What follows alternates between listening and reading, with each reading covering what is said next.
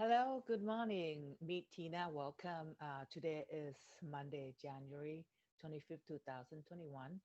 And I decided to do consistently doing these videos about in regards to COVID-19 that I have contracted since last year, October, beginning of October 2020.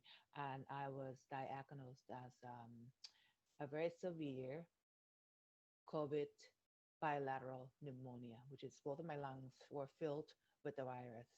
And I wasn't able to breathe on my own. I had to rely on oxygen, 100% high flow. And on the fifth day, I almost was intubated in the ICU. But anyway, luckily I pulled through, and I think there are many reasons why I pulled through.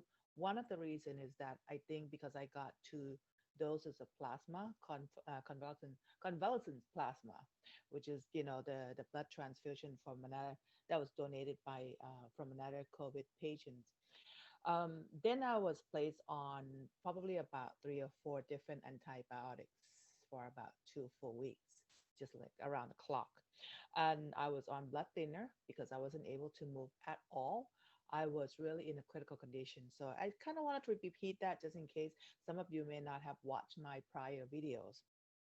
So in this video, I'm going to be sharing about um, what I felt that has helped me recover, quicker. Besides, I feel the plasma, the two treatment plasma, was a big help because I remember the fifth day, I was not able to breathe on my own. I was still like, really bad. And the lung specialist and infectious disease doctor brought it up to my family that they may have to intubate me if I did not improve within next day or two.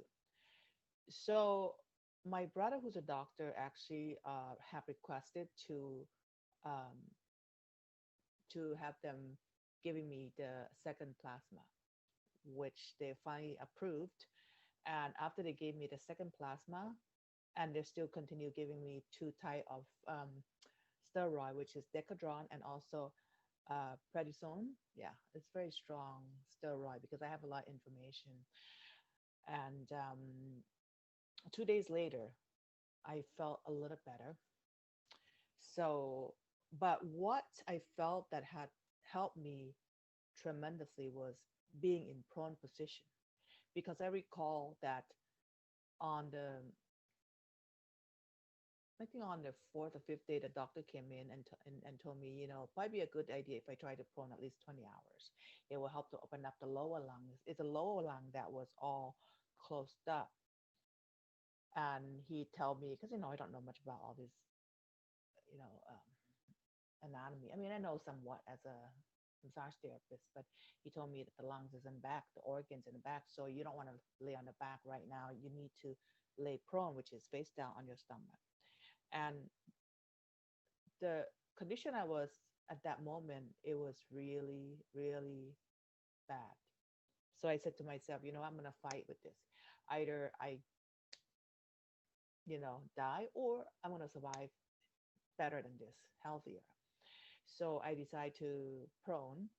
And before I prone, my oxygen level or saturation was just about 93, 94. It never go above 95. It never go above 94. So the first night I prone was just about maybe 16 hours. So my oxygen level went up a little bit to like 95, 96. And I noticed a change. So I started to like consistently proning for the next 3 or 4 days. And then my oxygen level of saturation have gone up to like 97, 98. So it's kind of like float, fluctuate between those range 90, 96, 96 to 98. After that, I stopped proning for a couple of days because my God, it's so difficult to prone. It's very hard to sleep. So when I stopped proning, I noticed that my oxygen saturation went down, dropped down again to like 95, and it barely went up to 98. So I go, uh-oh, I better try proning again, which I did. And I did like straight 20 hours. And ever since then, I noticed that my oxygen saturation kept going up to like 98, and then it stayed consistent. So for about good 2 weeks in hospital, I was in prone position like all day, all night. I average about 20 hours a day.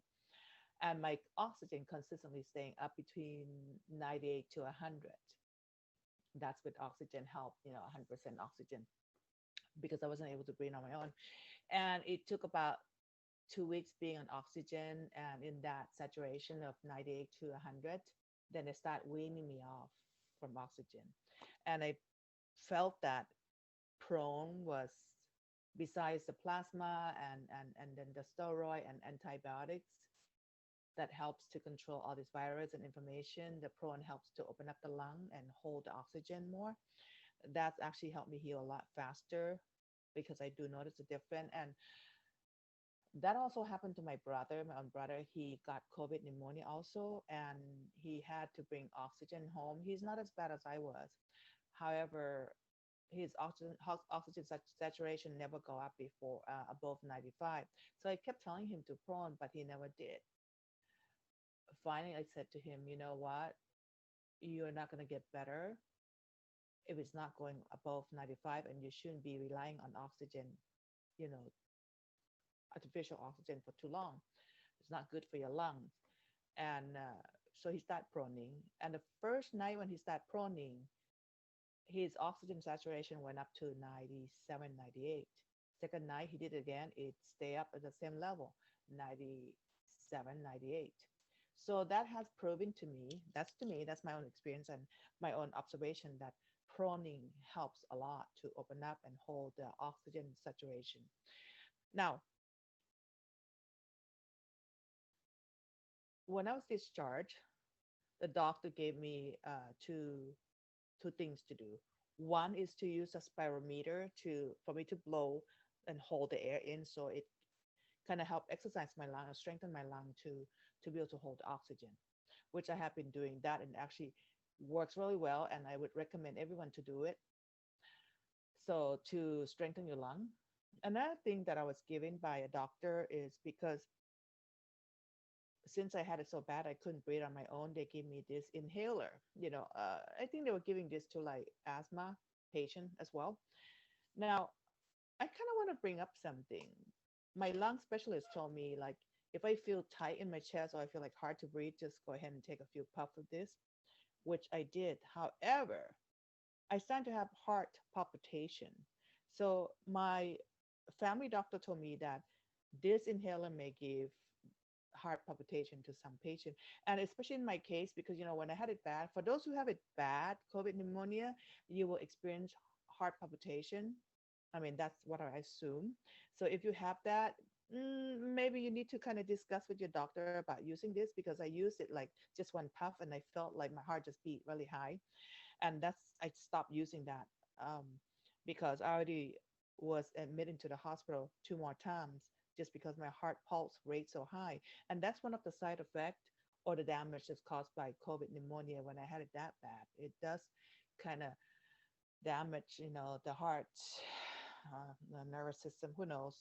But anyway, I kind of want to bring this up. If you happen to feel like, if you have a symptom of heart um, palpitation in the hospital, or when you were discharged, and if the doctor give you this, maybe you kind of wanted to do just lightly, just one puff first, and see how your heart feel, because it didn't feel good to me. I felt like my heart would just go up very high, and luckily I didn't do too much of it. So I kind of wanted to kind of bring this up to your attention, and this, because this is my personal experience. Okay, so I just would like to be able to share my experience, share what happened to me. I know this is very traumatized to all the COVID patient who has gone as had experience as bad as I did. Mine was severe, and this much close into being intubated. So everybody's going to feel different.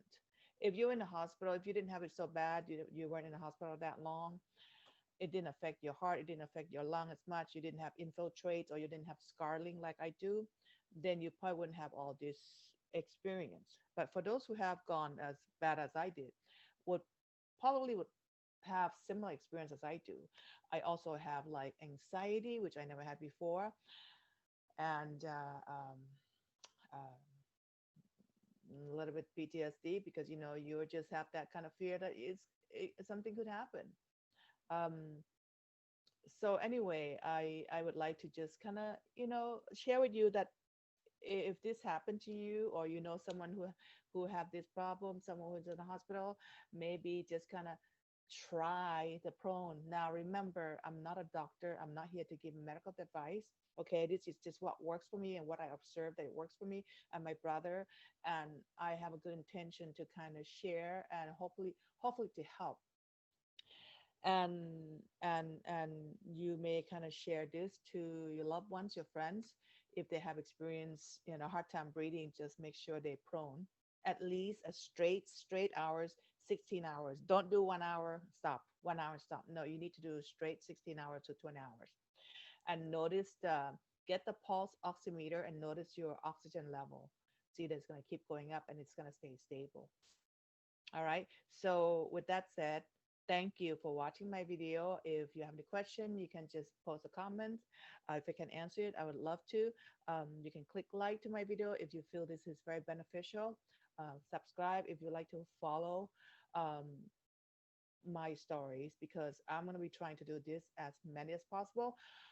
This is my fourth month now of healing and recovery. So I'm going to be sharing my recovering process. I do walk every day. I cannot work out like the way I used to. I used to do CrossFit 5 days a week, but I can't do it right now because my body's not the same. It's kind of like destroy your muscles as well. It's kind of weird, like everything in your body. And this virus is very, very dangerous to me. So I just kind of want to spread this word, spread love, and share. And I just thank you for watching this video. Have a wonderful day and stay safe. Mask up. All right, I'm gonna have to learn how to turn off this thing. And